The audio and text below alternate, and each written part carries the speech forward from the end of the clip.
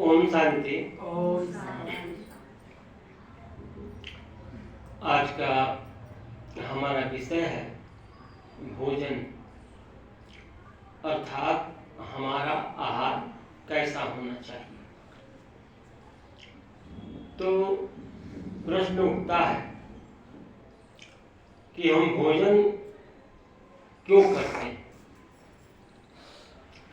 तो इसका सामान्य सा जवाब है कि हमको भूख लगती है इसलिए भोजन करते हैं।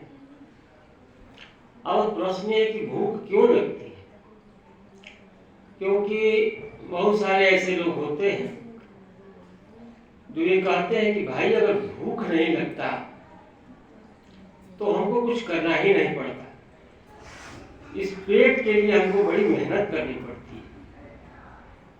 जबकि प्रकृति ने हमें एक पेट दिया और दो हाथ दिए, इन दोनों हाथों से कमा करके काम करके हम एक पेट भर सकते हैं। और देखा जाए तो पेट की आकृति भी इन दोनों हाथों से ज्यादा नहीं है। लेकिन कई लोग पेट भरने के अलावा पेटी भरने के चक्कर में पड़ जाते हैं। तो प्रकृति ने हमें दो हाथ दिया, इसे हम पेट तो सहजता से भर सकते हैं, पेटी भी भर सकते हैं। लेकिन क्या नहीं भरता कि दुनिया में दो कभी नहीं भरता, दो का पेट। एक तो यमराज का पेट कभी नहीं भरता, किताबों आहार जल खाली रहता है। और दूसरा आकांक्षाओं का पेट, अर्थात इच्छाओं का पेट कभी नहीं भरता। इच्छाएं आकांक्षाएं कभी तृप्त नहीं होती। तो ये दो का पेट नहीं भरता, बाकी तो ये पेट तो भर ही जाएगा। अब प्रश्न ये है कि भाई भूख क्यों लगती है। तो उसका कारण है कि ये शरीर जो हमें मिला है, तो शरीर को दो तरह की शक्ति की जरूरत पड़ती है। और भोजन हम इसलिए करते हैं कि शरीर को ताकत मिले, शरीर स्वस्थ रहे, निरोगी रहे, इसलिए हम भोजन करते हैं। तो शरीर की शक्ति दो तरह की होती है, एक आंतरिक होती है और एक बाह्य होती है। अब आंतरिक शक्ति तो आत्मा द्वारा सप्लाई की जाती है, क्योंकि आत्मा ही ऊर्जा का स्रोत है। तो अपनी ऊर्जा सप्लाई करता है शरीर की कर्मेंद्रियों को चलाने के लिए। लेकिन बाह्य शक्ति इसलिए है कि जैसा कि हम जानते हैं कि ये शरीर लाखों कोशिकाओं के द्वारा बना हुआ है, और वो कोशिकाएं बिगड़ती रहती हैं फिर बनती हैं।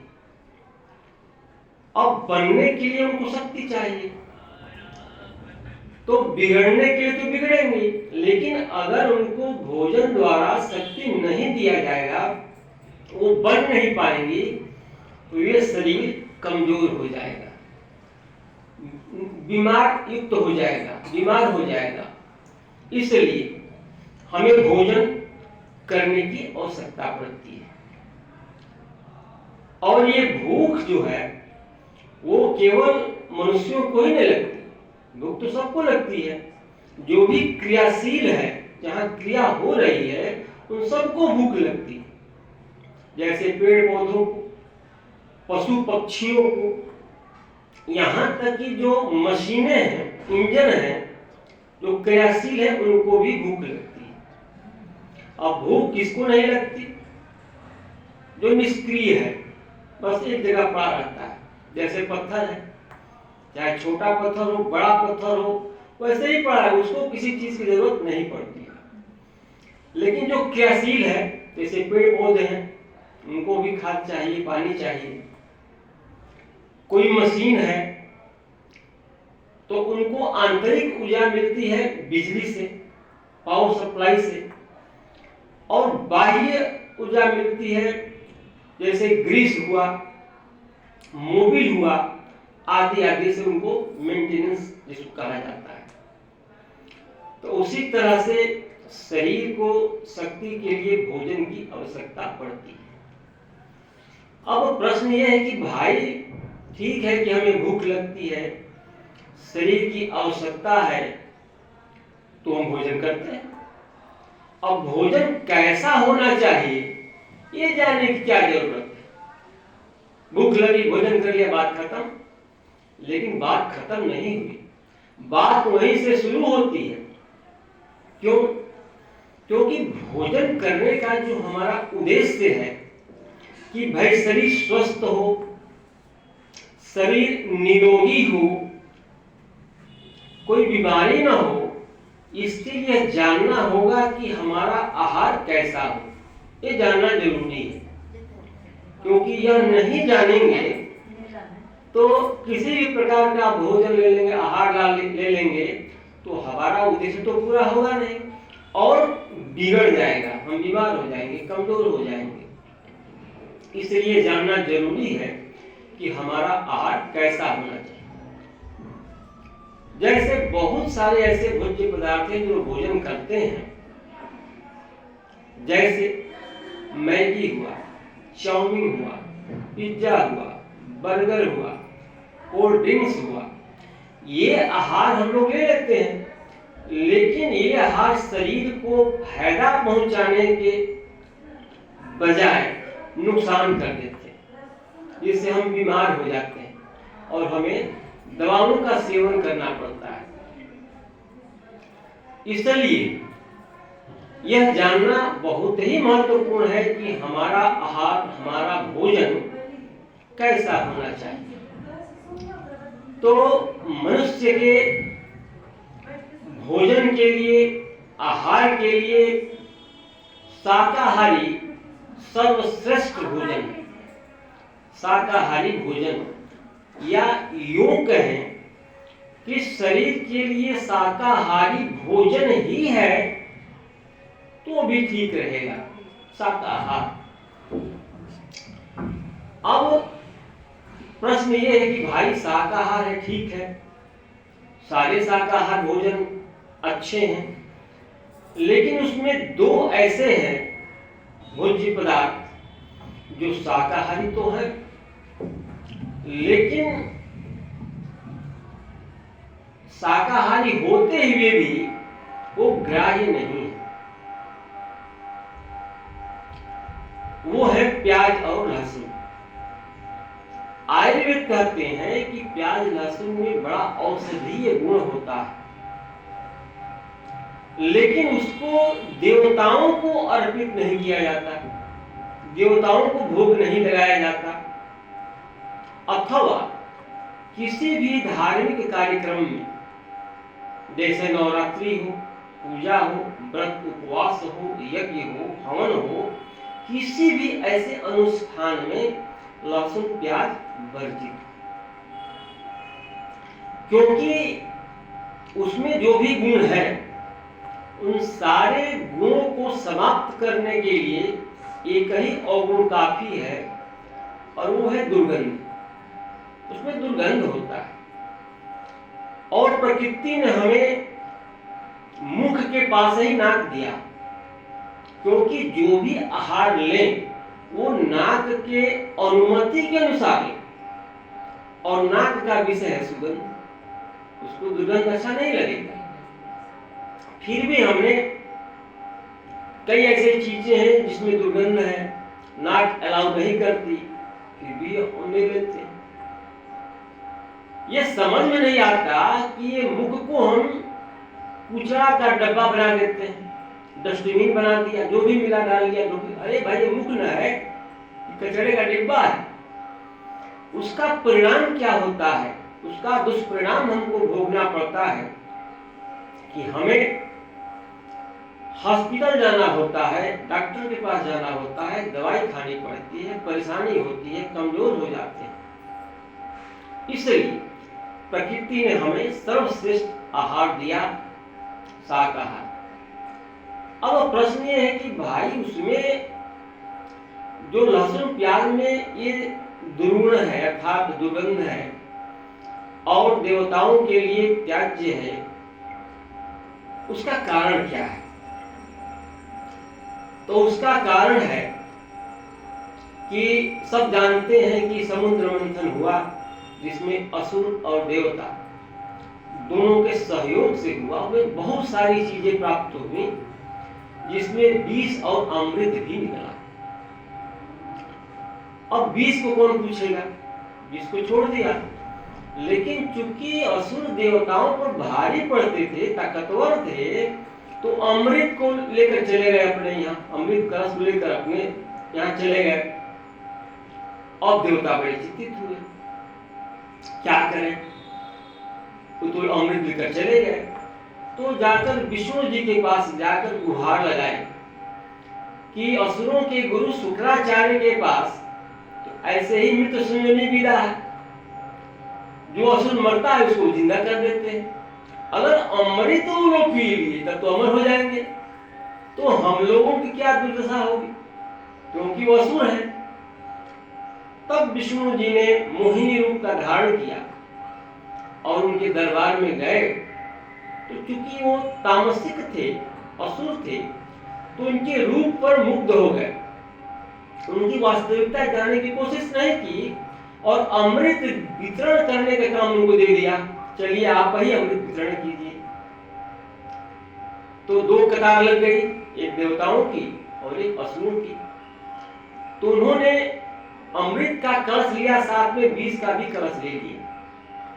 तो चूंकि असुर उनके मुख की तरफ ही देखते थे, उनका ध्यान उधर ही आकर्षित था, तो वो चालाकी से विष उनके प्याले में डाल देते थे और देवताओं के प्याले में अमृत डालते थे। यह चालाकी जो है, दो असुर राहु और केतु ने देख लिया, कहा कि तो बड़ा गड़बड़ हो रहा है भाई, हम लोगों के साथ अन्याय हो रहा है। वो मायावी थे, तो राहु ने माया से देवताओं का रूप धारण करके जाके उनकी कतार में बैठ गया और इधर वितरण हो रहा था अमृत। यह चालाकी चंद्रमा ने देख लिया कि भाई ये तो धोखा हो जाएगा, ये तो अमृत पी लेंगे, असुर है। तो बट रही थी, अभी वो अमृत उनके प्याले में जाना था, वो डाल दिए थे, अभी वो पीने वाले थे, तभी तो चंद्रमा ने विष्णु जी को इशारा कर दिया, भाई यहाँ गड़बड़ी है। तब तुरंत उन्होंने सुदर्शन चक्र से उसका गला काट दिया। अब वो अमृत उसके मुख में तो गया था, और जब गला कटा तो उससे 2-3 बूंद नीचे जमीन पर गिर गया, और उसी से लहसुन और प्याज की उत्पत्ति हुई। चूंकि वो असुर के मुख से जूठा गिरा था, तो उसमें दुर्गंध आ गया, और चूंकि उसकी उत्पत्ति अमृत से हुई थी, तो उसमें गुण आ गए, और इसीलिए वो देवताओं को अर्पित नहीं किया जाता, और इसलिए उससे हम मनुष्य भी परहेज करते हैं, लेकिन विशेष अवसर पर, धार्मिक अनुष्ठानों पर, जबकि उससे हमेशा परहेज करना चाहिए। अरे भाई ठीक है, अच्छा है, तो फिर परहेज क्यों, देवताओं को अर्पण क्यों नहीं करते? अर्थात उसमें बुराई है, गंदगी है, दुर्गंध है, वो त्याज्य है। अब प्रश्न उठता है कि भाई ठीक है, तो हमारा आहार कैसा हो? तो भोजन 3 तरह का होता है। एक होता है सात्विक, दूसरा होता है राजसिक, और तीसरा होता है तामसिक। अब सात्विक और राजसिक भोजन के बारे में हम लोग सुनेंगे। तामसिक भोजन तो मनुष्य के लिए है ही नहीं।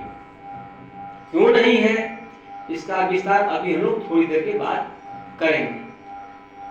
अब सात्विक भोजन क्या है? तो सात्विक भोजन माना जिसका सत्य से वास्तविकता हो, वो सात्विक है। सत्य से वास्तविकता का मतलब अर्थात जो भोजन हम ले रहे हैं वो ओरिजिनल माने असली रूप में हो, उसमें ज्यादा बनावटपन न हो। जैसे सबसे श्रेष्ठ सात्विक पेय पदार्थ है गाय का दूध। अब गाय का दूध में क्या बनावट है? कुछ लोग तो दूध निकालते ही पी लेते हैं, कुछ लोग गर्म करके पीते हैं, कुछ लोग दही जमाकर खाते हैं, कुछ लोग मक्खन पनीर आदि लेते हैं। तो सबसे श्रेष्ठ, अब सबसे श्रेष्ठ क्यों हुआ? तो दुनिया में कोई भी ऐसा भोज्य पदार्थ नहीं है एक का सेवन करके हम जीवन पर्यंत स्वस्थ और निरोगी रह सके, शक्तिशाली हो सके। लेकिन एक गाय का दूध ही ऐसा पेय पदार्थ है जिसको उसी को पी करके पूरा जीवन हम शक्तिशाली और निरोगी रह सकते हैं। ये उसमें गुण है, बाकी किसी और में नहीं है। इसलिए उसको अमृत तुल्य कहा गया है गाय के दूध। दूसरी बात, अन्न है, जैसे आटा है, चावल है, दाल है। और कोई आटा तो नहीं खा सकता, तो उसको खाने योग्य बनाने के लिए पका देते हैं, तो उसका ज्यादा परिवर्तन नहीं हुआ। उसी तरह से चावल है। अब चावल तो कोई नहीं खा सकता और खाना भी नहीं चाहिए, इसको उसको भोजन के लायक बनाने के लिए उबाल देते हैं। उस तरह से दाल है, ये रायता है, खाते हैं। तो इस तरह से सात्विक आहार में दूध, दही, घी, पनीर, मक्खन आते हैं। दाल, चावल, रोटी, सब्जी, सलाद, रायता, चटनी आदि आदि आते हैं जो वास्तविक रूप में रहते हैं। हल्का फुल्का उसको स्वादिष्ट बनाने के लिए हम लोग परिवर्तित करते हैं। अब दूसरा है राजसिक भोजन। तो राजसिक भोजन क्या है? अब राजसिक भोजन में जो हम करते हैं वो हम शरीर की आवश्यकता के हिसाब से नहीं करते, वो हम जिह्वा के प्रभाव से प्रभावित होकर करते हैं। ये 2 इंच का जीभ जो स्वाद इंद्रिय कहा जाता है, स्वाद का इसका विषय है, तो इससे हम प्रभावित होकर जो भोजन करते हैं, जैसे रोटी आमतौर पर हम लोग खाते हैं, सात्विक जो भी आहार लेते हैं, कितना ही दिन खाएंगे मन नहीं उबेगा। बहुत होगा तो चावल के बदले रोटी खा लेंगे, लिट्टी चोखा खा लेंगे, इतना चेंज कर सकते हैं। लेकिन राजसिक भोजन में जीव कहता है कि रोटी ना ना ना, अरे इसकी जगह अगर शुद्ध घी के पराठे होते, रस्सेदार सब्जियां होती, तो खाने का आनंद कुछ और था। ठीक है भाई खाइए। कुछ दिन बाद कहता कि ना ना ना, अरे इसके बदले में पूड़ियां होती, कचौड़ियां होती, पुलाव होता, ये पनीर की सब्जी होती, रस्सेदार परवल की, गोभी की, आलू की आदि आदि सब्जियां होती, चटनी होती, मीठा चटनी, खट्टा चटनी, तो खाने का कुछ मजा ही और होता। साथ साथ मीठे में रसमलाई होता, रसगुल्ले होते, पकौड़ी होती, तो खाने का आनंद आ जाता, आनंद तो आ जाता। लेकिन कब तक? जब तक वो भोजन जीभ के संपर्क में है तभी तक। गले से नीचे उतरा, खत्म। इसलिए कहते हैं कि जब उतरा घाटी के नीचे तब वो हो गया माटी की तरह से हो गया। अब कोई स्वाद तो नहीं रहा, गर्दन के नीचे गया तो फिर सब बराबर हो गया। तो इससे क्या होता है? क्योंकि ये जीव के स्वादानुसार हम भोजन ग्रहण करते हैं तो उसमें कई तरह की बीमारियां पैदा हो जाती हैं, कई रोग हो जाते हैं। इसीलिए पहले के समय में उत्सव बनाए गए थे, क्योंकि पहले इतना लोग समृद्ध नहीं थे, धनवान नहीं थे, तो जो उत्सव आते थे उसमें विशेष प्रकार के भोज्य पदार्थ हम लोग लेते थे। ये चीजें भी लेते थे, लेकिन कभी कभी तो उससे हम शरीर को कोई हानि नहीं होती थी। और तामसिक की बात तो अभी हम आगे करेंगे, वो मनुष्य मात्र के लिए नहीं है। अब प्रश्न है कि तो भोजन हमारा कैसा हो? तो सात्विक भोजन सर्वश्रेष्ठ, इसके बाद शुद्ध, इसके बाद पौष्टिक और इसके बाद स्वादिष्ट। ये 4 क्वालिटी है भोजन का जो हमें लेना चाहिए। सात्विक हो, शुद्ध हो, पौष्टिक हो और स्वादिष्ट हो। तो सात्विक के बारे में हम लोग जान चुके। अब शुद्धता क्या है? तो शुद्धता के लिए 4 वर्ग है। 4 में क्या है कि उगाना, पकाना, चबाना और पचाना। इन 4 स्टेजेस से भोजन गुजरते हैं। अब उगाना माना ये हुआ कि स्वयं की मेहनत से, सच्चाई और ईमानदारी से जो अन्न या खाद्य पदार्थ हम उगाते हैं, चाहे अन्न हो, चाहे सब्जियां हो, चाहे फल हो, उसमें अगर मेहनत है, ईमानदारी है, वो शुद्ध होगा। ऐसा नहीं किसी घर में सब्जी, कोई खेत में सब्जी लगाया हुआ हो, हम जाकर लौकी तोड़ लाए, तो वो शुद्ध नहीं हुआ। उगाना, इसके बाद पकाना। भोजन पकाने का बड़ा महत्व है। और भोजन पकाने का महत्व जानते हुए ये जानना जरूरी है कि शरीर से ऊर्जा लेने और देने के 3 कर्मेंद्रियां हैं।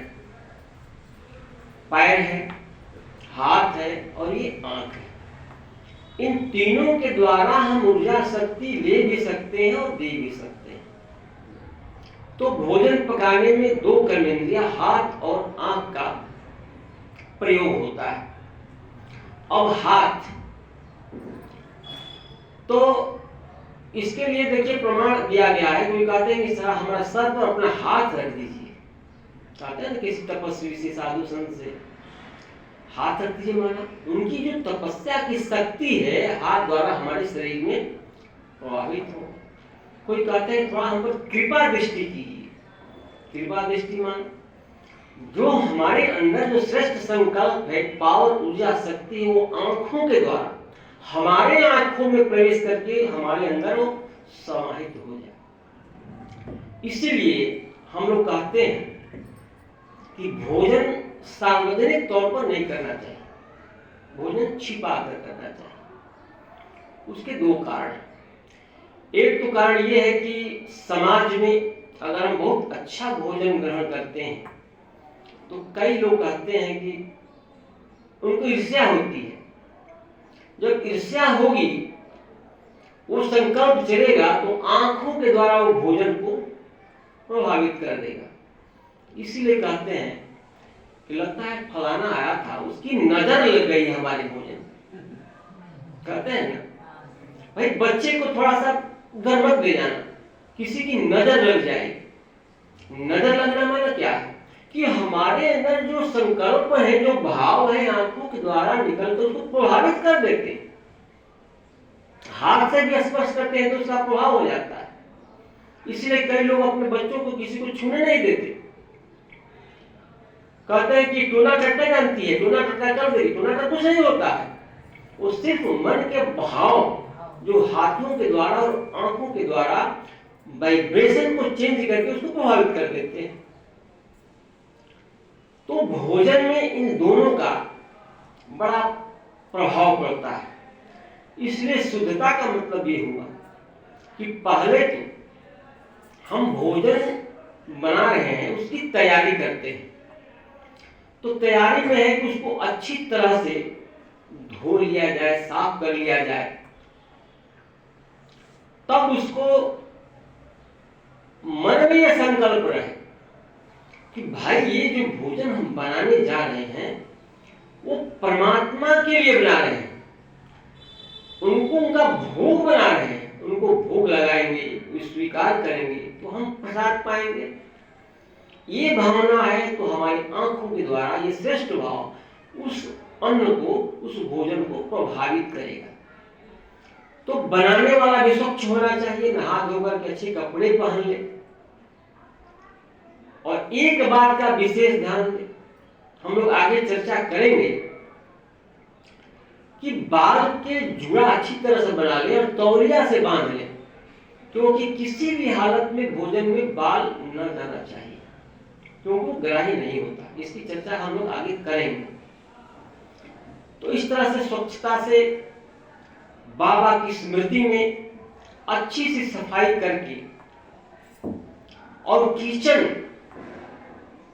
की सफाई मस्ट है, बहुत जरूरी है किचन की सफाई। और किचन की सफाई कब करें? तो सबसे अच्छा होता है कि रात को सोने से पहले पूरे किचन की सफाई कर लें, सारे बर्तनों की सफाई कर लें। क्योंकि अगर रात में जूठा बर्तन रह गया, विशेष तौर से बेडरूम जहां हम सोते हैं वहां एक गिलास भी, एक चम्मच भी जूठा रह गया, तो गंदे स्वप्न आते हैं, वो प्रभावित करते हैं। और लोग कहते हैं कि जहां किचन में गंदगी होती है वहां लक्ष्मी का वास नहीं होता। इसलिए सोने से पहले शाम को ही हम पूरे बर्तन की सफाई कर लें, किचन को सफाई कर लें, क्योंकि किचन भोजन का कंट्रोल रूम होता है, भोजन की क्वालिटी वहीं से कंट्रोल होती है। सफाई कर लें। इसके बाद जो भी हम भोजन पकाएं, स्मृति रहे परमात्मा की, याद की, और हमारा मन शांत रहे, खुश रहे। यही रहे कि ये भोजन जो हम बना रहे हैं परमात्मा को भोग लगाने के बजाय हम भी प्रसाद लेंगे, हमारे परिवार के लोग भी प्रसाद लेंगे। ये स्मृति अगर है तो वो भोजन शुद्ध भी होगा और स्वादिष्ट भी होगा। अब स्वादिष्ट की बात आई थी ना, 4 में स्वादिष्ट लास्ट में है। अब स्वादिष्ट भोजन क्यों? क्योंकि हम जो भी भोजन करते हैं तो उस समय हमको शांत स्वरूप में रह करके, प्रसन्नता पूर्वक और बाबा की स्मृति में रह करके, अर्थात परमात्मा की स्मृति में रह करके अगर हम भोजन करें, भोजन बनाएंगे तो स्वादिष्ट होगा। अब प्रश्न है कि भोजन बनाने में स्वादिष्ट क्या होता है? बहुत तो ये समझते हैं कि भोजन में अधिक तेल, मसाला, मिर्च डाल देंगे तो स्वादिष्ट हो जाएगा। ऐसा कुछ नहीं है कि हम अधिक मसाला डाल दें। अधिक मसाले का प्रयोग कर दिया गया, अधिक तेल डाल दिया गया तो कहते हैं कि भोजन का स्वाद तो उतर गया है। उतर गया है माना अपनी क्वालिटी से नीचे वो डाउन हो गया है, क्वालिटी उसकी खराब हो गई है। अब प्रश्न है कि स्वादिष्ट भोजन कैसे बनेगा? तो सब लोग जानते हैं, माताएं बहनें जो भोजन बनाते हैं, कि भोजन बनाते समय जो हल्दी, नमक, तेल, मिर्च, मसाला डालते हैं, इसका कोई पैमाना नहीं होता है, नाप तो नहीं होता है। भाई आधा किलो दाल है तो उसमें कितना ग्राम नमक पड़ेगा, कितना ग्राम, कोई पैमाना है इसका? वो अंदाज से डाला जाता है। और अंदाज से डालते हैं तो सही तभी होगा जब हमारा बुद्धि एकाग्र होगा। अगर बुद्धि एकाग्र नहीं है, विचलित है, तो पता चलेगा कि नमक या तो डाले ही नहीं या तो 2 बार डाल दिए। दोनों ही स्थिति में वो भोजन का स्वाद समाप्त हो जाएगा। तो उसमें एकाग्रता होनी चाहिए। घर में कोई कलह न हो, कोई लड़ाई झगड़ा न हो किसी से। नहीं तो होता क्या है कि मान लीजिए कि सुबह का समय है, खाना बनाने का वक्त है, तब तक कोई आ गया, कुछ बोल दिया उल्टा सीधा, लड़ाई शुरू हो गई। लड़ाई शुरू हो गई तो क्रोध का विषय है, हम लोग बाद में चर्चा करेंगे कभी। तो क्रोध में आदमी कुछ भी बोल देता है। उससे क्या होता है? मन खिन्न हो जाता है, अशांत हो जाता है, बेचैन हो जाता है क्रोध में। तो क्या करते हैं, मान लीजिए कि कोई माता पूरी तल रही है, पूरी कढ़ाई में घी में पूरी तल रही है, लड़ाई हो गया तो क्या कहेंगे, हम उल्टा सीधा बोल रहे हैं, लड़ाई कर रहे हो, आओ तुमको इसी में तल देंगे, इस कढ़ाई में तुमको भी तल देंगे, आओ। अब वो शाकाहारी भोजन तो हो गया मांसाहारी, मुख से बोला, आंखों में क्रोध है और कढ़ाई में घी, उसमें पूरियां तल रही हैं और उसको भी तलने की बात आ गई तो मांसाहार हो गया ना भाई। इसलिए कभी भी लड़ाई झगड़ा की स्थिति में भोजन बनाना ही नहीं चाहिए। थोड़ी देर आराम कर लें, जब मन शांत हो जाए तब हम भोजन बनाएं। ऐसी स्थिति में क्या जल्दी है कि भोजन को बिगाड़ दें, भोजन में भी स्वाद खत्म हो जाएगा, हल्दी डालना चाहिए इतना डाल दिया, इतना वो भी खराब हो गया, नमक 2 बार डाल दिया तो ना हो, और अब नमक डाल रहे हैं, बुद्धि तो उधर है, भटकी हुई है। तो इस तरह से वो भोजन स्वादहीन हो जाता है। और खाने वाले, अब खाने वाले देखिए, भोजन बनाते समय भी मन शांत प्रसन्न चित्त हो तो भोजन शरीर को लगता है। बहुत से लोग खाते हैं बहुत और दुबले पतले, शरीर को लगता ही नहीं। क्यों? क्योंकि उनके अंदर उद्विग्नता रहती है, भोजन करते समय भी या भोजन बनाते समय भी, तो शरीर को लगेगा ही नहीं। इसलिए अब देखिए माताएं बहनें कितनी मेहनत से भोजन बनाती हैं, कितनी पहले तैयारी करती हैं, शुद्धता से की मेहनत से बनाती हैं, क्योंकि वो प्रसाद भगवान को लेने के बाद परिवार के लोगों को उसको लेना है, ये भाव है। और हम उसकी कमी निकालने लगे, ये कैसा भोजन है, ये है वो है। अरे भाई जैसा भी है, अगर उसकी प्रशंसा नहीं कर सकते तो शिकायत भी ना करें। क्या होता है, उसमें हीन भावना पैदा हो जाती है। अगर प्रशंसा कर दी, जैसे तरीका होता है बोलने का, जैसे मान लीजिए कि नमक कम पड़ गया, पड़ सकता है भाई, अंदाजी है कभी कभी, इसलिए कहते हैं कभी कभी राम रसोइया पाक से कभी कभी बन जाए, अर्थात बैलेंस्ड भोजन कभी कभी ही बनता है, और जिनको प्रैक्टिस होता है वो हमेशा बनाते हैं। तो मान लीजिए कि नमक कम हो गया, अब उनका बट इसमें नमक नहीं है, एक ये भी तरीका है। एक ये भी तरीका है कि हम भोजन तो बड़ा अच्छा बना, बहुत अच्छा बना, लेकिन थोड़ा सा नमक और रहता ना और स्वादिष्ट हो जाता। बात हमने वही कहा, लेकिन थोड़ा उसको चेंज करके कहा तो बनाने वाले के मन में भी दुख नहीं होगा और आगे से ध्यान देगा कि थोड़ा सा ध्यान से हम नमक का प्रयोग करें। ये तरीका है। अब इसी तरह से आजकल देख ही रहे, कई बाबा पैदा हो गए हैं जो लोगों की समस्याओं का निराकरण कर रहे हैं, समाधान कर रहे हैं। उसी तरह से एक बाबा पहुंच गया, बाबा ने एक आदमी पहुंच गया एक बाबा के दरबार में, वहां कई लोगों की समस्याओं का समाधान हो रहा था। तो कहा कि बाबा हमारी भी समस्या है।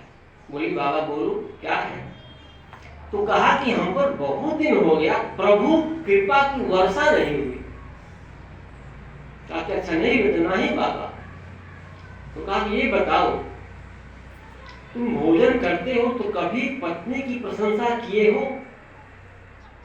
तो ना बाबा, बस कृपा की वर्षा वहीं अटकी हुई है, जाकर के पत्नी की भोजन का प्रशंसा करो, प्रभु कृपा की वर्षा जरूर होगी। कहा कि ठीक है। तो बड़ा अच्छा सहज बाबा ने बता दिया उपाय भाई। वो गया घर, पत्नी ने भोजन परोसा, आलू के पराठे थे। पहला कौर जब लिया तो कहा कि आह क्या भोजन बना, क्या आलू के पराठे हैं, आनंद आ गया। ऐसा तो आलू का पराठा हमने कभी खाया ही नहीं था, कितना स्वादिष्ट है, कितना अच्छा लग रहा है। ये प्रशंसा कर रहा है और पत्नी गई किचन में और बेलन लेकर आ गई। कहा कि अरे भाई, मैं तो इसकी प्रशंसा कर रहा था, बेलन लेकर आ गई, इसके तेवर ठीक नहीं लगते। और इसके बाद कही कि अरे भाई, ये बेलन लेकर बड़ी रौद्र रूप धारण की हो, क्या बात है, क्या बात है पूछ रहे हो? अरे 15 वर्षों से हम तुमको तरह तरह के व्यंजन खिला रहे हैं, एक बार भी प्रशंसा नहीं किया, और आज पड़ोसन ने आलू के पराठे दे गए तो इतनी प्रशंसा, मारे बेलन इसको लगा कि हम लग रहा कि प्रभु का प्रेम रस का वर्षा हो गया। तो ऐसा भी न करें कि हम तो करें अच्छा, हो जाए उसका बुरा। तो इसलिए स्वादिष्ट भोजन ये बात है, और हम लोग शुद्धता की बात कर रहे थे। तो शुद्धता की बात वो घर में ही हो सकती है। आजकल का फैशन चला हुआ है कि बाहर खाने का बड़ा फैशन है। पहले के लोग शौच करने के लिए बाहर जाते थे, भोजन घर में खाते थे। आज के लोग शौच घर में करते हैं और भोजन बाहर खाने जाते हैं। कहाँ? होटल में, रेस्टोरेंट। तो जो स्वाद घर की गृहिणी द्वारा बनाए भोजन में है, वो गारंटेड है कि 5 स्टार होटल में भी वो स्वाद नहीं है। कारण क्या है? कारण ये है कि वो जो भोजन बनाते हैं, उनका जो बावर्ची भोजन बनाता है, वो कमर्शियल होता है। कमर्शियल माने व्यवसाय। उनको अधिक से अधिक धन कमाने का संकल्प रहता है। वो भोजन शुद्ध है कि नहीं, सात्विक है कि नहीं, उससे कोई मतलब नहीं है, पौष्टिक है कि नहीं, कोई मतलब नहीं है। भोजन होटल से अधिक इनकम आए, ये उनका उद्देश्य होता है। तो कभी कभी अनाज जो भोजन करते हैं, जैसे आटा हुआ, चावल हुआ, कभी कभी उसमें कीड़े पड़ जाते हैं। सब्जियां भी, जैसे कभी कोई गोभी हुई, भिंडी हुई, उसमें भी कीड़े पड़ जाते हैं। तो घर की माताएं बहनें जब उसको काटती हैं तो देख करके काटती हैं, तो जो जहां कोई गड़बड़ी रहती है उसको साफ कर देती है। लेकिन होटल का जो भोजन बनता है, उसकी दृष्टि तो सामने ग्राहकों पर। अब उसकी प्रैक्टिस है, खट खट खट काट रहा है भिंडी, उसमें कई कीड़े कट गए, उससे उसको मतलब नहीं। चावल अच्छी तरह से धोया नहीं, उसमें भी कई कीड़े चल गए, पक गए। अब वो शाकाहारी भोजन भी मांसाहारी हो गया, तो उसमें कहाँ रहा शुद्धता? शुद्धता रहा ही नहीं। इसीलिए कभी भी होटल का, रेस्टोरेंट का भोजन नहीं करना चाहिए, क्योंकि जो खाते हैं होटल में मरते हैं हॉस्पिटल में, तरह तरह की बीमारी आती है। और देखिए, वैसे भी जो बाहर रहते हैं, जिनकी मजबूरी है, ड्यूटी है, वो होटल का सहारा लेते हैं। क्या कहते हैं? अरे भाई, हम 1 महीना होटल में खाए, हमारा पेट ही खराब हो गया, हमको ये बीमारी हो गई, हमको वो बीमारी हो गई।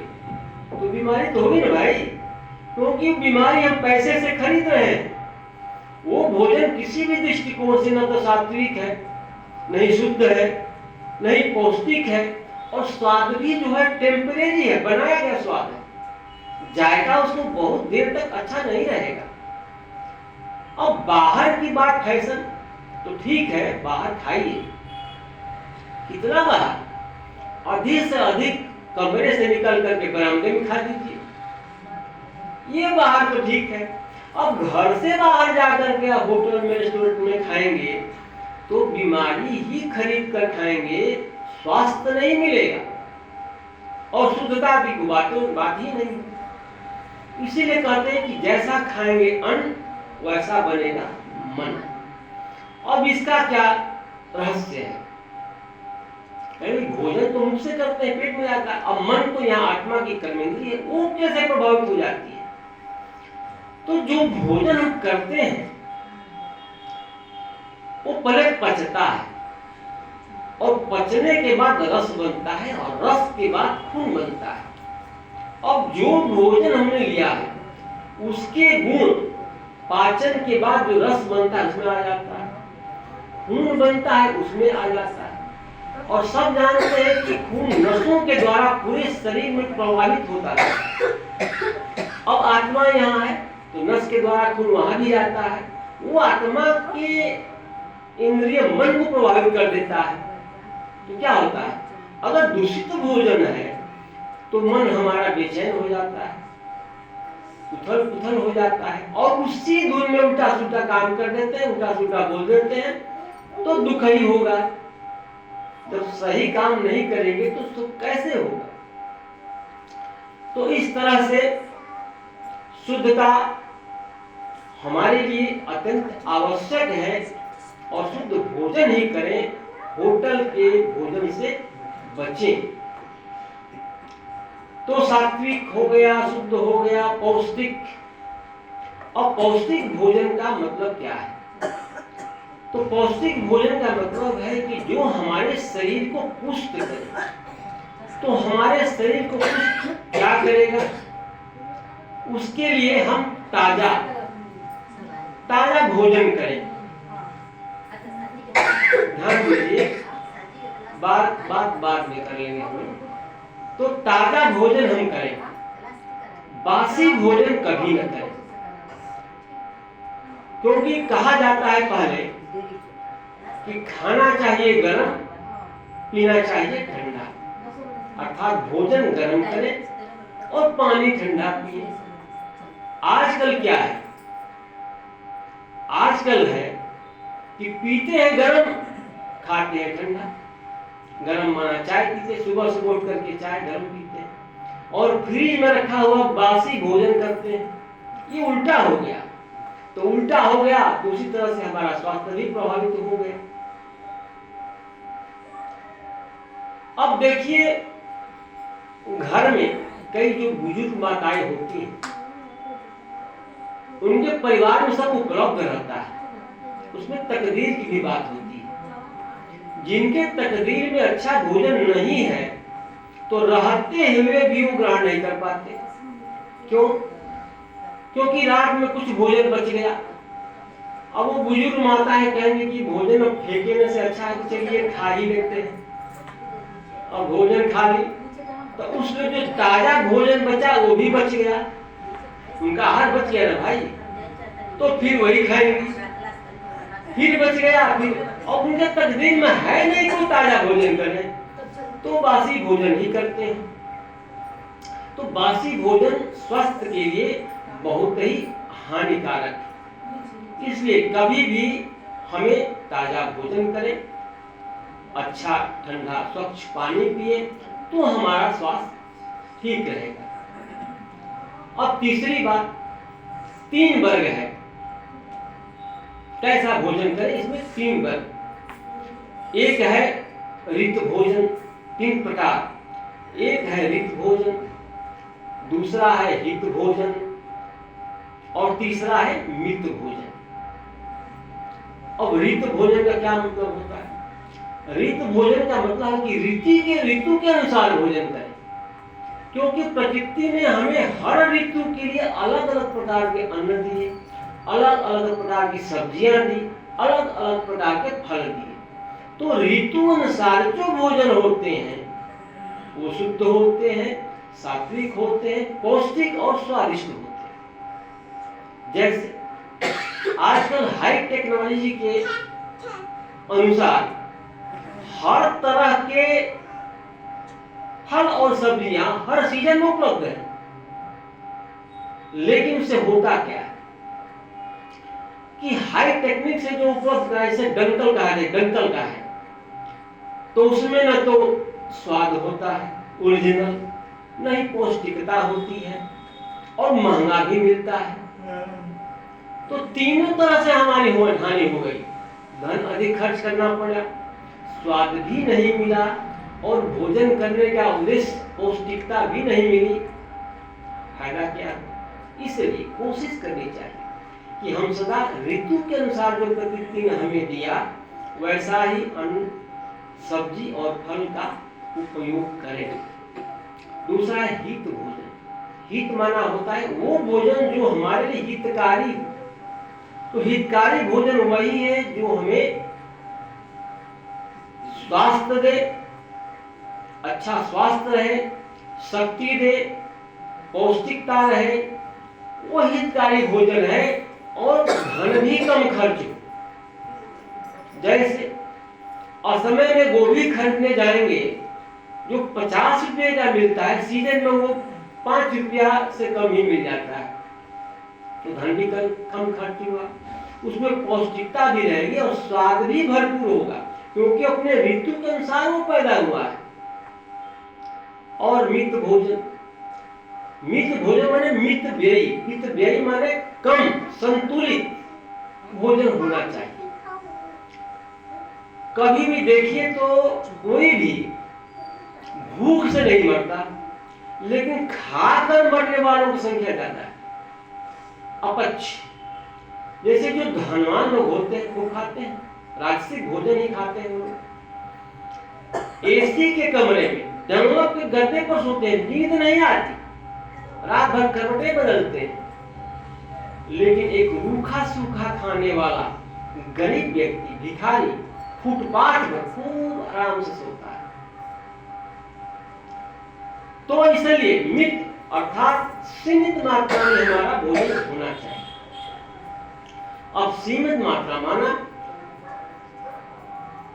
आयुर्वेद कहते हैं कि भोजन 2 बार पकता है, एक तो बाहर किचन में पकता है, और दूसरा जब हम आहार लेते हैं तो अंदर एक जठर ग्रंथि होती है जिसका आकार ऐसे होता है, ऐसे। अर्थात हमारा भोजन इतना ही होना चाहिए जितना ये अंजलि में आ जाए, वो सीमित मात्रा होता है। अब जठर से जब भोजन करते हैं तो जठराग्नि प्रज्वलित होती है, जो उस भोजन को पुनः दोबारा पकाती है, और तब वो भोजन आराम से पच जाता है, जिसे सुपच्य भोजन कहते हैं। अब पचेगा तभी रस बनेगा, तभी खून बनेगा, और तभी वो शरीर को लगेगा। खूब भोजन कर रहे हैं, पच ही नहीं रहा, तो क्या लगेगा शरीर। इसलिए रित भोजन, हित भोजन और मित भोजन ये हमारे लिए लाभदायक होता है। अब देखिए कुछ टिप्स ये है कि भोजन जैसे 4 जो वर्गीकरण हमने किया, उगाना, पकाना, चबाना। अब चबाना माना भोजन मुख में खूब चबाएं। डॉक्टर लोग कहते हैं कि एक निवाले को 23 बार, अब कोई गिन कर तो चबाएगा नहीं, उस तरह चबाएगा, चबाता ही रह जाएगा। तो उसके लिए ये देखिए कि भोजन जो लेने के समान हो जाए तब उसको निगले, वो सुपाच्य होता है। चबाना, अच्छी तरह से चबाना। और पचाना, जब अच्छी तरह से चबाएंगे तो पच ही जाएगा निवाले को।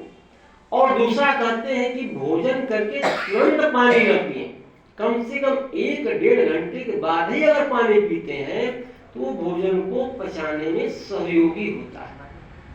1-1.5 घंटे के बाद पानी पिए, खूब चबाएं, पानी पिए, और कोशिश करें कि जो भोजन हम ले रहे हैं वो सुपाच्य हो, गरिष्ठ भोजन से बचें। गरिष्ठ भोजन पेट में पचने में दिक्कत करता है तो पेट की कई बीमारियां पैदा हो जाती हैं। ये अब 4 प्रकार के भोजन जो त्याज्य हैं, 4 तरह के प्रकार में, तरह कौन से? तो पहला भोजन, मान लीजिए कि थाली में परोसा गया, किसी के पैर से ठोकर लग गया, वो भोजन ग्राह्य नहीं है। दूसरा, भोजन की थाली रखी और किसी ने लांग दिया, वो भोजन भी ग्राह्य नहीं है। और तीसरा, अगर भोजन में बाल पड़ गया, इसलिए हमने पहले चर्चा किया कि भोजन बनाते समय बाल को अच्छी तरह से जुड़ा बना करके तौलिया से बांध लें, ताकि बाल जाने की कोई संभावना न रहे। अगर बाल पड़ गया वो भोजन भी त्याज्य है, खाने लायक नहीं है।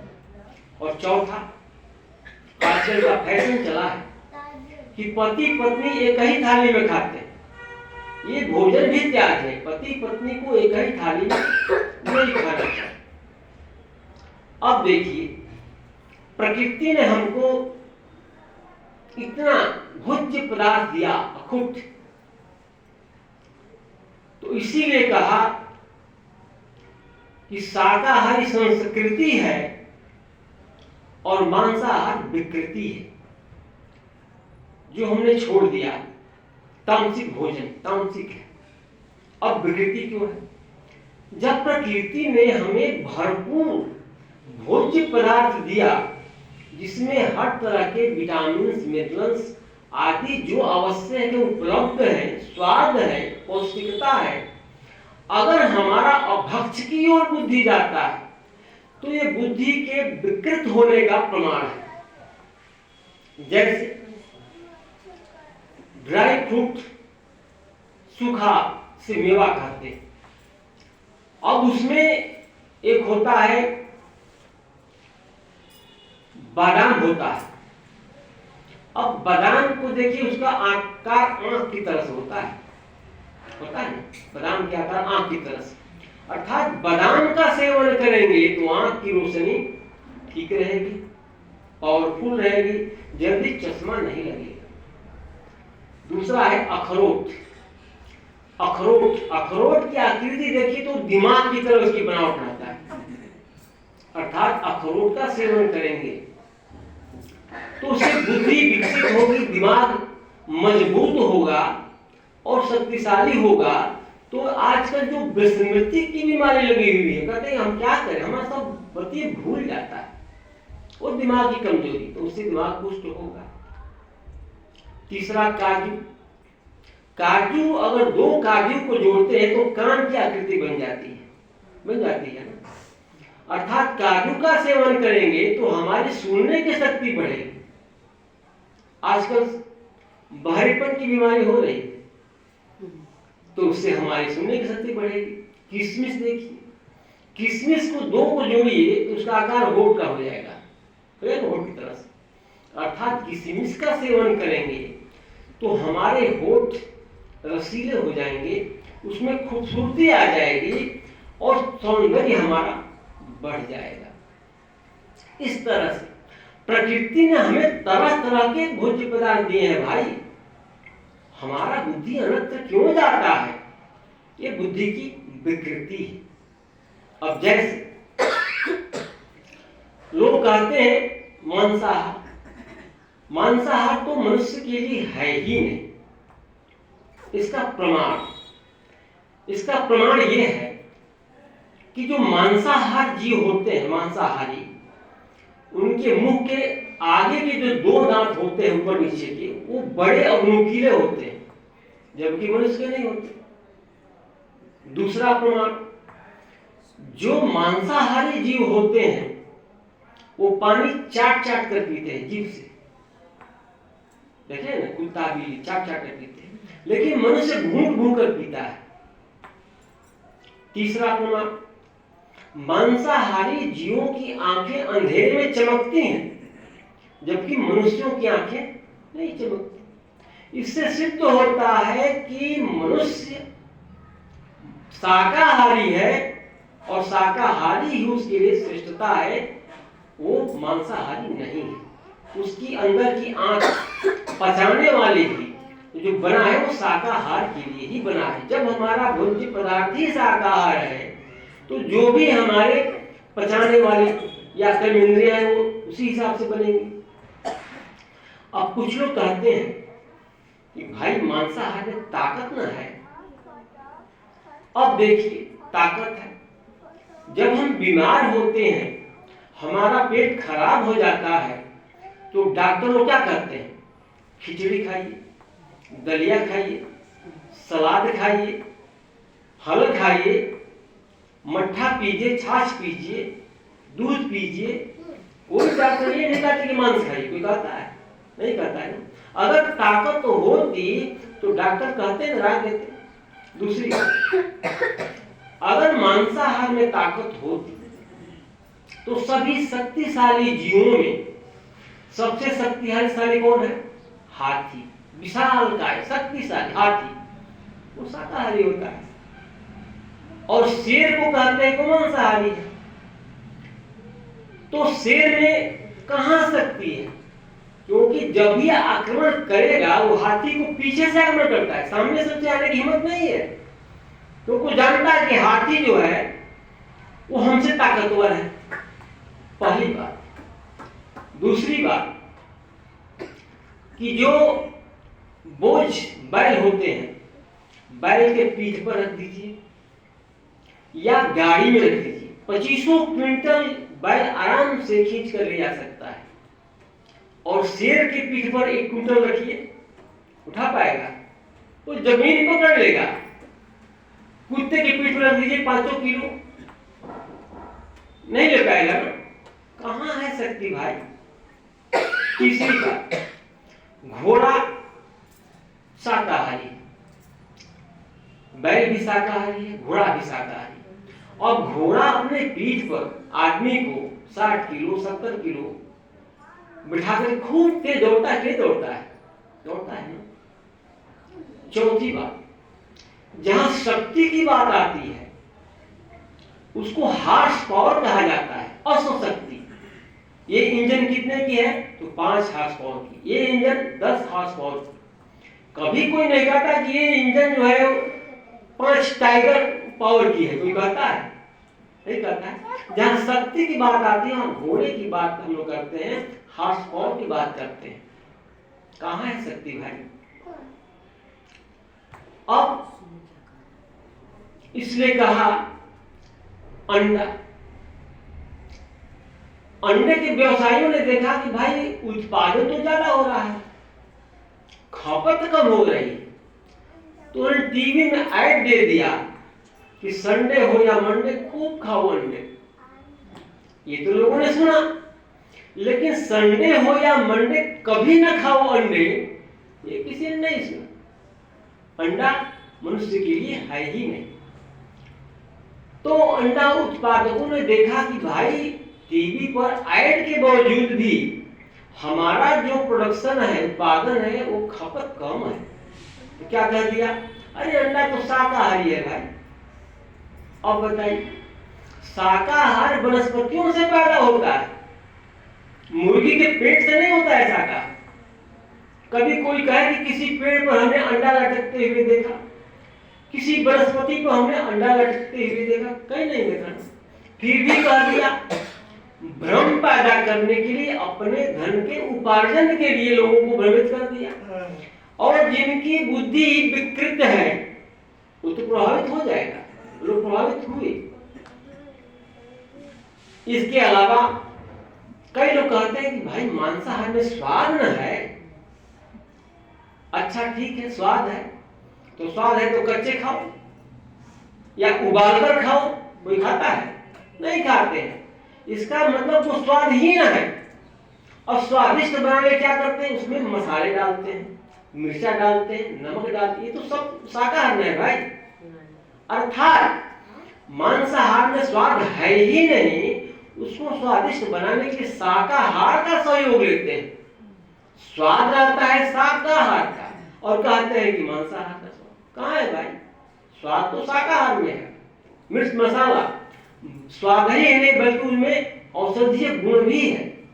जैसे गरम मसाला, उसमें जितने मसाले हैं, हल्दी आदि जो चीजें हैं, उसमें औषधीय गुण है जो हमारे शरीर को पुष्ट करते हैं। तो मांसाहार में न तो शक्ति है, न ही स्वाद है। और तीसरी बात, नुकसान क्या है? फायदा तो कुछ नहीं हुआ। हम लोगों ने अभी चिंतन किया, फायदा कुछ नहीं, नुकसान क्या है? तो सबसे बड़ा नुकसान पाप का बोझ चढ़ता है, जीव हत्या का बोझ चढ़ता है। हम पापी बन जाते हैं जिसकी सजा हमें मिलनी है। पाप का बोझ चढ़ गया। दूसरा, हमने अपना पेट खराब कर दिया। जैसे कोई शरीर छोड़ता है तो श्मशान में हम जाते हैं, कोई 100 को छूते हैं, कोई नहीं भी छूते हैं, अगर साथ भी जाते हैं तो कहते हैं तो अशुद्ध हो गए भाई, तो स्नान करते हैं। छुआ भी नहीं या छुआ भी तो अशुद्ध हो गए। और जिसको हमने समा लिया पेट में, वो क्या हुआ? अर्थात मुख को कचरे का डिब्बा बना दिया और पेट को श्मशान बना दिया। और कहते हैं कि भाई हम बड़ा परेशान हैं। परेशान तो रहना ही, आपने ऐसे कर्म ही किए भाई। हम बड़ा बीमार रहते हैं, जाकर हॉस्पिटल में अगर देखा जाए तो 90% मांसाहारी ही वहां मिलेंगे। 90%, 10% शाकाहारी जो कि पहले के कर्मों के अनुसार भोग में बीमार पड़ जाते हैं, नहीं तो वो भी नहीं बीमार पड़ेंगे। तो क्या हुआ, चले गए हॉस्पिटल। तो ऐसा हम कर्म करेंगे, अभक्ष लेंगे, बुद्धि विकृत हो जाएगी, उससे प्रभावित हो जाएंगे, तो हॉस्पिटल में तो जाना ही है। इसलिए कहा कि जो खाते हैं होटल में वो मरते हैं हॉस्पिटल में।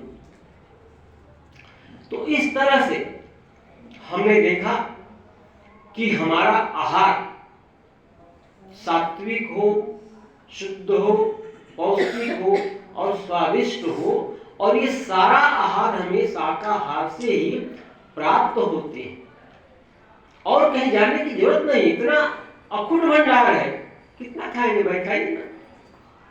कैसा स्वाद चाहिए वो भी मिलेगा, हर तरह का स्वाद भी है, हर तरह के फल सब्जियों का अलग अलग स्वाद, हर तरह का अन्न का अलग अलग स्वाद। ये सारी चीजें हम लेते हैं तो फिर हम दूसरी तरह हमें बुद्धि जानने की जरूरत ही नहीं है। इसलिए अपने भोजन पर हम जरूर विशेष ध्यान दें और ये कोशिश करें कि हमारा भोजन ये चारों गुणों से होकर गुजरता है। ये चार गुण उसमें है तो ग्राह्य है, नहीं तो त्याज्य है। किसी के कहने के प्रभाव में आकर के किसी से बड़ा मित्रता है, कह रहा है, अरे कह रहा है तो हम अपना देखेंगे ना भाई, तो उसका कहना देखेंगे, हमें तो अपना ना देखना है, हमारा हित कहाँ है वो हम काम करेंगे। अब अंत में हम लोग जानेंगे, जैसे पहले चर्चा हुआ कि किचन भोजन को प्रभावित करने के लिए बहुत महत्वपूर्ण है। घर जहां 2, 4, 5, 10 सदस्य रहते हैं, वहां आपस में स्नेह प्रेम नहीं है, लड़ाई झगड़ा है, शोर है, सन्नाटा है, वहां जो भी भोजन करेंगे वो तो भाई फायदेमंद नहीं होगा। क्यों? क्योंकि शांति से भोजन नहीं करेंगे, स्नेह रहेगा, प्रेम रहेगा, बुद्धि भटकती रहेगी, तो कैसे होगा?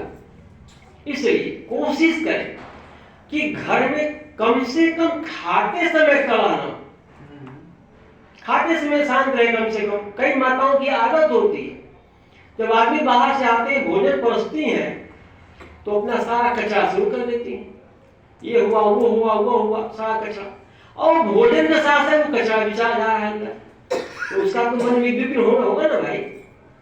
किसी ने कहा कि भाई भोजन करते समय सारी बातें तुम क्यों करती हो? तो उसने कहा कि इसलिए करते हैं कि भोजन करते समय इनका मुख बजा रहता है भोजन करने में, और वो सुनते हैं, बाकी समय तो सुनेंगे ही नहीं। ये तो उन्होंने कह दिया, सुनते हैं, लेकिन उसका क्या दुष्प्रभाव पड़ता है इसका उनको कोई मतलब नहीं। इसलिए भोजन करते समय अगर हो सके तो कोई बहुत बाबा से जुड़ा हुआ गीत लगा दें, कोई भक्ति का भजन ही लगा दें, ताकि मन परमात्मा से जुड़ा हुआ हो और प्रेम का माहौल हो, तब वो भोजन शरीर को लगेगा और मन भी हमारा उद्विग्न नहीं होगा। इसी तरह से एक बार एक परिवार में,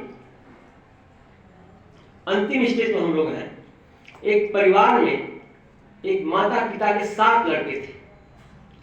7 लड़कों में 6 लड़कों की शादी हो चुकी थी, 6 बहुएं घर में थी, अभी छोटा कुंवारा था। अब वो बहुओं में आपस में मैतक नहीं था, दिन रात लड़ाई झगड़ा, किस लिए? काम करने के लिए, हम ही करेंगे तो हम ही करेंगे। अरे भाई घर में है तो सब न करेंगे, कोई एक करेगा, लेकिन दिन रात लड़ाई झगड़ा कलह रहता था। सास ससुर बड़े तंग आ गए कि भाई सबके घर में शांति है, हमारे घर में इतना कलह है कि बड़ा दिक्कत परेशानी। तो सास ने क्या किया कि बहुओं को काम करने का दिन फिक्स कर दिया, सोमवार को ये करेगी, सोमवार को, मंगल को ये, बुध को ये कर दिया। भोजन बनाने के लिए झगड़ा अधिक होता था। अब सप्ताह में तो 7 दिन होते हैं, बहुएं 6 है, 7वां दिन किसी बहू ने नहीं कहा कि चलिए माताजी 7वां दिन हम कर देंगे, किसी ने नहीं कहा, क्योंकि काम करना चाहते ही नहीं थे। अब सास की चलिए कोई बात नहीं, हम ही संभालेंगे, अरे छोटे की शादी हो जाएगी तो 7वां दिन उसको सुपुर्द करके हम निवृत्त हो जाएंगे। कुछ ही दिनों के बाद छोटे बेटे की भी शादी हो गई।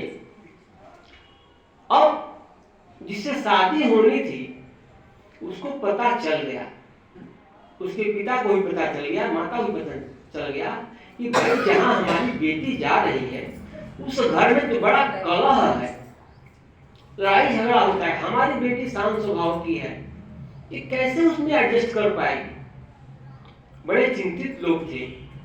हालांकि वो परिवार समृद्ध था और लड़का भी होनहार था, प्रसन्न था, लेकिन एक बात खटक रही थी कि हमारे लड़की का ऐसे घर में गुजारा कैसे होगा। तब लड़की ने कहा कि पिताजी आप चिंता मत कीजिए, एडजस्ट हमको न करना है, हम कर लेंगे। शादी हो गई, बहू आ गई तो दिन भर तो समय लग जाता है, तमाम तरह की औपचारिकता होती है, मुंह दिखाई होती है, तो ये होता है ना, सब गीत गवनी होता है, सब होता है। शाम हो गया, तब सब लोग अपने अपने घर चले गए, शाम को सो गए, सब लोग सो गए। अब उस घर की परंपरा थी कि लोग खूब सोते थे, रात में जगना, सुबह देर से उठना। आजकल का तो फैशन बन गया है, जो शाम को जल्दी सो जाए और जल्दी उठ जाए ये तो अच्छी बात है। इसलिए कहा कि जो रात को जल्दी सोए, सुबह को जल्दी जागे, उस सब बच्चों से दूर दूर दुनिया के दुख भागे। लेकिन आज का फैशन, रात तक सीरियल देखेंगे, सुबह 8 बजे उठेंगे, दिनचर्या ही बिगड़ गई। तो 4 बजे उठ गई छोटी बहू, उठ गई, अपना किचन में जाकर काम धाम करने लगी। जब खटपट की आवाज सुनाई दी तो सास की नींद खुली, सब लोग तो सोए पड़े थे।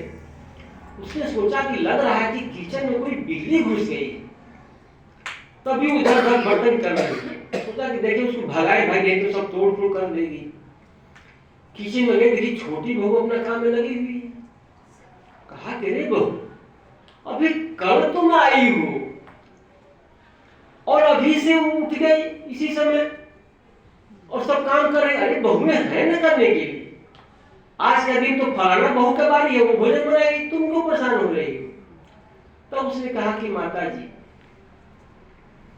लोग दुनिया में भंडारा करते हैं भंडारा, क्यों? पुण्य कमाने के लिए। लोग बनाते हैं, खिलाते हैं, अपना खर्चा भी करते हैं, मेहनत भी करते हैं, क्योंकि पुण्य कमाएंगे। हम यहाँ अगर आए हैं तो हम भी बनाएंगे, खिलाएंगे सबको, परिवार को, तो क्या हमको पुण्य नहीं मिलेगा?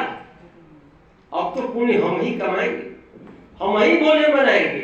ये सब खत्म कीजिए, जो दिन आप रखी है संडे मंडे, खत्म कीजिए। पूरा हफ्ता क्या, महीना, पूरा साल हम भोजन करा के सबको खिलाएंगे और खूब पुण्य कमाएंगे।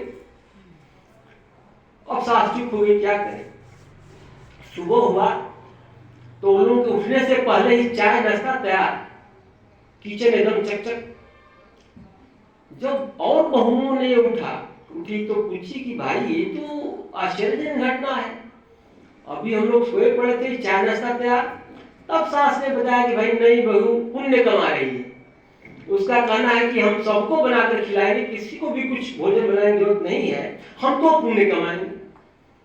तब उन बहुओं की आंखें खुली कि अरे भाई है तो छोटी, लेकिन सबसे चलाक निकली। और देखिए सारा पुण्य यही कमा लेगी तो हम लोग क्या करेंगे, हम लोग को तो बेवकूफ बना दी। नहीं नहीं ऐसा नहीं होगा, हम लोग भोजन बनाएंगे। नहीं बहू तुम छोटी हो, तुम बैठो, तुमको जब नहीं हम ही बनाएंगे। दूसरे दिन वो तो सुबह 4 बजे उठ जाती थी छोटी बहू, आंगन में झाड़ू पोछा सफाई वगैरह सब कर रही थी। तो सास कहे कि भाई फिर खिटपिट हो रहा हो, क्या खिटपिट, कुत्ता तो नहीं आ गया घर में सुबह सुबह। देखी तो बहू जो है अपना झाड़ू पोछा कर रही है, सफाई कर रही है। अरे भाऊ तुम पागल हो क्या, अरे अभी 2 दिन आए हुए नहीं हुआ और तुम घर में झाड़ू पोछा कर रही हो। लोग क्या कहेंगे, जाओ जाओ आराम करो। कहेगी माता जी मंदिर में जाते हैं तो बड़े बड़े लोग सफाई करते हैं कि नहीं, झाड़ू पोछा करते हैं कि नहीं? क्यों करते हैं? पुण्य कमाने के लिए करते हैं। और ये घर भी तो हमारा मंदिर है, यहाँ हमारी आप जैसी देवी माता जी, पिताजी जैसे देवता, और ये बहनें हमारी हैं, ये रह रही तो मंदिर ही है, हम मंदिर की सफाई करेंगे। माता जी आप जाकर आराम कीजिए, अब पुण्य हम कमाएंगे। बहू ने सुना कि अरे भाई हम लोग इसको किचन से बाहर कर दिए कि अब पुण्य हम कमाएंगे, फिर पुण्य कमा रही है। ये तो है छोटी, लेकिन जितनी जमीन के ऊपर है उतनी जमीन से नीचे है, इसकी बुद्धि तो बड़ी तीव्र है भाई। ना ना ना बहू हटो, हम लोग पुण्य कमाएंगे, हम लोग भी पुण्य कमाएंगे, हम ऐसे रहेंगे। अब दूसरे दिन से वो भी काम चालू। तीसरे दिन, उन दिनों घर में ना हैंड पाइप था और ना टुल्लू पंप था, वहां से कुएं से पानी भरकर लाया जाता था। तो तीसरे दिन भी सास ने देखा कि अरे भाई ये तो सारे बर्तन पानी के भरे हुए हैं, कौन भर दिया? तो देखा कि बहू उधर से घड़ा भर करके बाल्टी भर के ला देता। अरे बहू ये तुम समझाने पर नहीं समझती हो। अरे भाई 2 दिन 3 दिन तुम्हारा आया हुआ नहीं हुआ, और ये बाहर के लोग देखेंगे, मोहल्ले के लोग, तो कितनी शिकायत करेंगे कि कैसी सास है, अपने बहू को लगा दिया काम पर, पानी भरने पर। तुम नाक कटवाओ क्या हमारा, तुम मानते क्यों नहीं? तो कहा कि अरे माता जी आप नहीं समझ रही, लोग परिसरा चलाते हैं, फ्री में चलाते हैं ना, तो हाँ क्यों चलाते हैं? पुण्य कमाने के लिए। हमारे घर में इतने लोग हैं, इनको अगर हम पानी पिला दें और पानी यूज हुआ है तो हमको कितना पुण्य मिलेगा? हमको आप पुण्य कमाने क्यों नहीं देती? अच्छा ठीक है कमाओ, सास क्या करे? और बहू ने सुना कि अरे भाई 2 काम से हमने मना किया फिर भी ये पुण्य कमा रही है, इस लगता है कि सारा पुण्य यही कमा लेगी, तो हम लोग क्या करेंगे? तो अगले दिन से वो भी काम शुरू हो गया। जिस घर में इतना कलह था, लड़ाई झगड़ा था, अशांति थी, उस घर में एक बहू के कारण शांत हो गया परिवार, आपस में होड़ लग गया कि हम करेंगे तो हम करेंगे। जहां कोई काम करने के लिए तैयार नहीं था, यहाँ होड़ लग गया, कंपटीशन हो गया, हम करेंगे तो हम करेंगे। शांत प्रिय घर हो गया और माहौल वहां का अच्छा हो गया, खुशमिजाज हो गया और वो परिवार चलने लगा।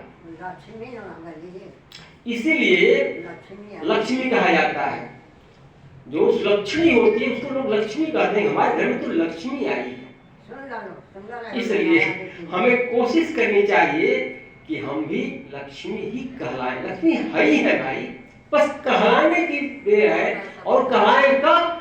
जब करके दिखाएंगे तब। इसलिए कहा कि किसी को उजाड़ कर बसे तो क्या बसे, किसी को रुलाकर हंसे तो क्या हंसे। अरे मजा तो तब है जब किसी को बसाकर बसे तो कुछ और बात है, किसी को हंसाकर हंसे तो कुछ और बात है। ओम शांति।